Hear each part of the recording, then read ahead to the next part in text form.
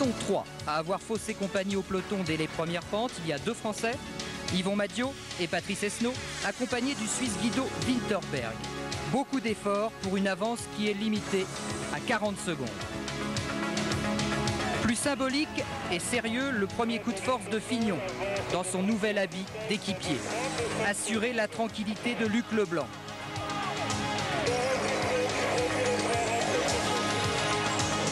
Tiens, justement, Leblanc entraîne dans son sillage Indurain et Lemon, de bon augure en ce début d'étape.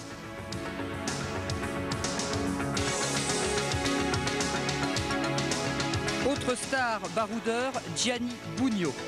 Il démarre sèchement, Bugno qui sera repris par Charlie Mottet. Les choses sérieuses commencent.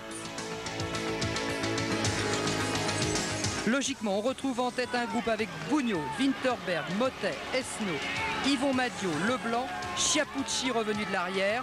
Et au sommet, Winterberg devance Chiappucci et Bugno. Rien de définitif car dans la descente, l'essentiel du peloton va effectuer la jonction.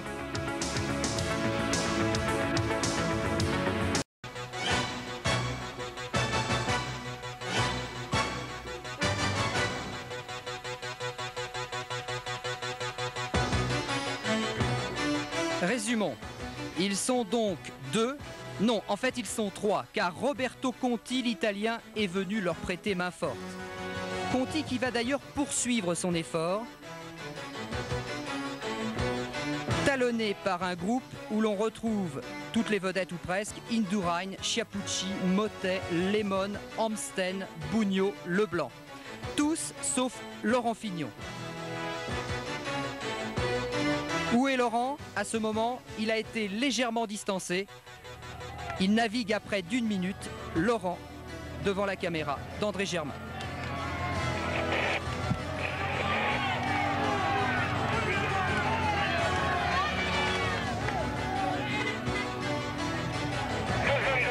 Autre victime, beaucoup plus loin, Pedro Delgado et Jean-François Bernard. Les Banesto viennent de choisir leur leader, ce sera donc Miguel Indurain. Quant au leader de la course, c'est Claudio Cappucci, Indurain, Lemon, Bugno. Et Conti, lui, commence à lâcher prise. Au sommet, une foule impressionnante pour saluer l'effort de Claudio Cappucci, les mains en haut du guidon, le regard fixé vers la ligne.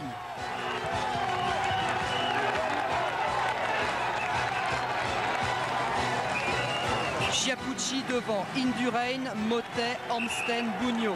Lemon passe à 17 secondes en compagnie de Roberto Conti. Fignon est à 1,07 et Delgado à 3 minutes. Le tour est en train de basculer. L'arrivée de Laurent Fignon au sommet. En fait, le tour est simplement en train de rebondir. Car Laurent Fignon nous offre une descente extraordinaire, 80, 90, 100 km/h peut-être. Autre descente décisive, celle de Miguel Indurain. Il part seul. Enfin, pas tout à fait, car Chiappucci, vous savez, celui qui n'abdique jamais, parvient à recoller. Nous sommes à Sainte-Marie de Campan.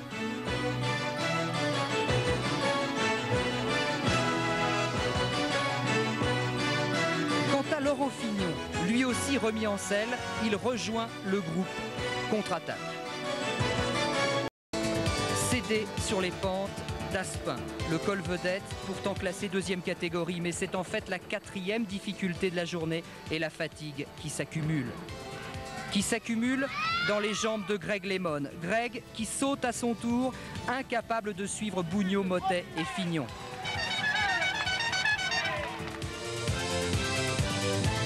Au sommet, le tandem Chiappucci-Indurain bascule avec 2,15 d'avance sur le groupe Bugno-Mottet-Fignon.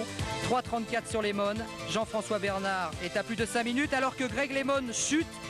Décidément pas de chance, c'est une maladresse du directeur sportif du groupe Gatorade. Regardez au ralenti la chute de Greg. Ça aurait pu être plus grave. Lemon à terre, c'est le tour qui chavire.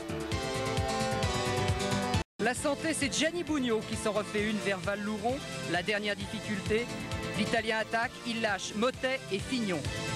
Tiens, Motet-Fignon, face à face, c'est tout le cyclisme français qui retrouve des couleurs.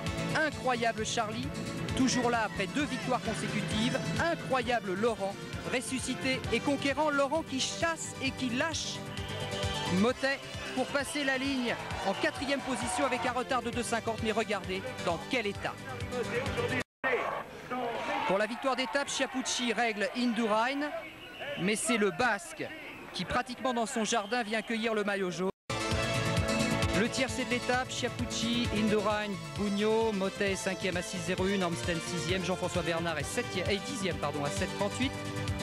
Au classement général maintenant, eh bien c'est Miguel Indurain qui est en jaune avec 3 minutes d'avance sur Motet, 3,10 sur Bugno, Lemon est 5e et Fignon est